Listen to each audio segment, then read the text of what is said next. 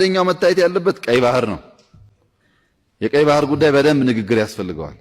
አንናገረውም፣ አናነሳውም፣ ለግጭት ነው እንደዛ አይደለም። ግጭት የሚባል እኛ አንፈልግም፣ ግን እናነሳዋለን። ሁለተኛው አባይ ነው። ሶስተኛው ጠቅላይ አፍሪካ ቀንድ ነው። የውሃ እውነታ የሀገራችን ደግሞ ሁኔታ እንዴት ይታያል? ውሃና ኢትዮጵያ እንዴት ይታያሉ ያላችሁ እንደሆነ ኢትዮጵያ ማለት በውሃ የተከበበች ደሴት ነገር ግን ውሃ የሚጠማት ሀገር ነች። በሙሉ ዙሪያው በኋላ አሳያችኋለሁ ውሃ ብቻ ነው የኛ ሀገር፣ ግን ውሃ ጥማት አለብን።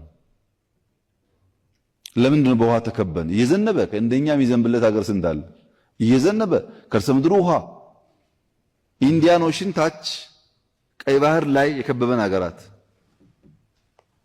በውሃ ተከበን ስናበቃ ለምንድን ነው ውሃ ችግር የሆነብን?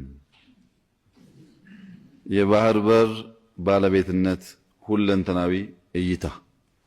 የባህር በር ያስፈልጋል አያስፈልግም? ለምን ያስፈልጋል? ትርፍ ጥያቄ ነው ወይ አሁናዊ ጥያቄ ነው? እነዚህን ጉዳዮች ወደ ማየት ያስፈልጋል። ኢትዮጵያ ማለት በትክክለኛው እቺ ናት። ይሄ ቀይ ባህር ይታያችኋል፣ እዚህ ጋር ከርሰው ይታያል። ይሄ ቀይ ባህር ነው። ይሄ ደግሞ አባይ ነው። ኢትዮጵያ ማለት እዚህ ውስጥ ነው ያለችው። ይሄኛው ውሃ ይመለከትሻል፣ ይሄኛው ውሃ አይመለከትሽም ብትላት አይሰራም። ኔቸር እንደዛ አይልም። ከኢትዮጵያ ጋር እዚህ ጋር ኤርትራ አለች። በዚህኛውም ያገባታል፣ በዚህኛውም ያገባታል። እዚህ ጋር ሱዳን አለች። በዚህኛውም ያገባታል፣ በዚህኛውም ያገባታል። እዚህ ጋር ግብጽ አለች። በዚህኛውም ያገባታል፣ በዚህኛውም ያገባታል። ለምሳሌ እኔ የማንም ሀገር ትልቅ ሀገር የሚባል ሰው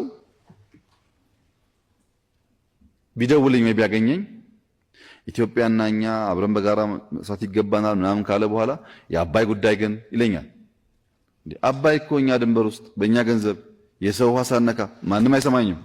አባይማ እናንተ ብቻ አይደለም፣ ግብጾች፣ ሱዳኖች ህልውናቸው ነው። ሁሉም ሰው የሚናገረው ይሄን በቃ ምንም ታቡ አይደለም።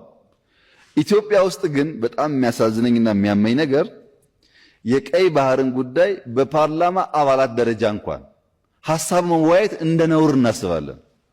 ያንተን አባይ ያንተን ህዳሴ ከነገንዘብህ ከነምናምንህ በየትኛውም አጀንዳ ላይ ሰው እንደፈለገው እየተነጋገረ አንተ ግን ቀይ ባህርን የሚያክል ነገር እንደ አይዲያ መነጋገር ለምን ታቡ ይሆንብሃል? አትውሰደው ይቅር፣ ግን ለምን አነጋገርበትም? ይጠቅማል አይጠቅምም? ከመጣም እንደሚያስከትለው ማያስከትለው ለመነጋገር እንዴት እናፍራለን? ቀይ ባህርና አባይ ኢትዮጵያን የሚበይኑ ከኢትዮጵያ የተቆራኙ ለኢትዮጵያ እድገትና ጥፋት መሰረት ናቸው። ጥቅሙ ግን ምን ይሁን? ልክ አሁን ህዳሴ ላይ እንደምንደራደረው መደራደር እንችላለን። ችግር የለውም። ድርድር ማለት አትጠቀምበት ማለት ካልሆነ በስተቀር ችግር የለውም። The rights and claims of Ethiopia based on geographical, geography, historical, history, ethnic or economic reason, including in particular Ethiopia's legitimate need for adequate access to sea የሚል ዩኤን ቻርተር ላይ አለ። በታሪክ በጂኦግራፊ በኢኮኖሚ በዘር ደግሞ በኋላ አፋር ሶማሌ እናያለን። በዚህ ውስጥ ኢትዮጵያ ሌጂቲሜት ጥያቄ አላት የሚል ስምምነት ነበር።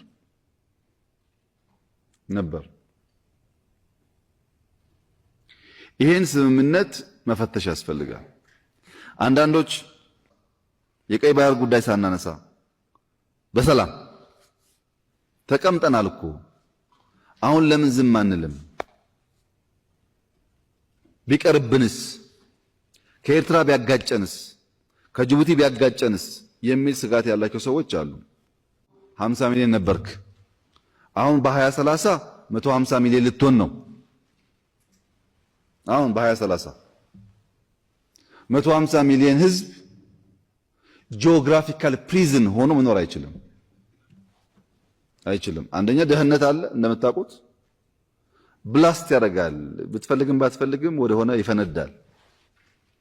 ህዝቡ እንዳይፈነዳ እንዳይበተን መነጋገርና መልክ ማበጀት ያስፈልጋል። ለምን አንድ ነገር ማቆየት ነው ሰውን ሽባ የሚያደርገው እንጂ ላጠረ ጊዜ መሸከም ችግር አይደለም። በቀይ ባህር ጉዳይ ማንወያይ ከሆነ በስንዴ ማንወያይ፣ በግሪን ሌጋሲ ማንወያይ፣ በገቢ መሰብሰብ ማንወያይ ምን ትርጉም አለው? ምክንያቱም ገቢ ሰብስበን ግሪን ሌጋሲ ተክለን ፍላጎታችን ሰላም፣ አንድነት፣ ብልጽግና ነው። በቀይ ባህር ምክንያት የምናጣው ከሆነ ዋጋ የለውም። እንወያይበት። ስንወያይ አይ አንደኛ ጊዜው አይደለም፣ ሁለተኛ ብዙ ጥቅሙም ብዙ አይደለም ካልን እንተዋለን። መነጋገር ግን ለምን እንፈራለን ነው። መወያየት ለምን እንፈራለን?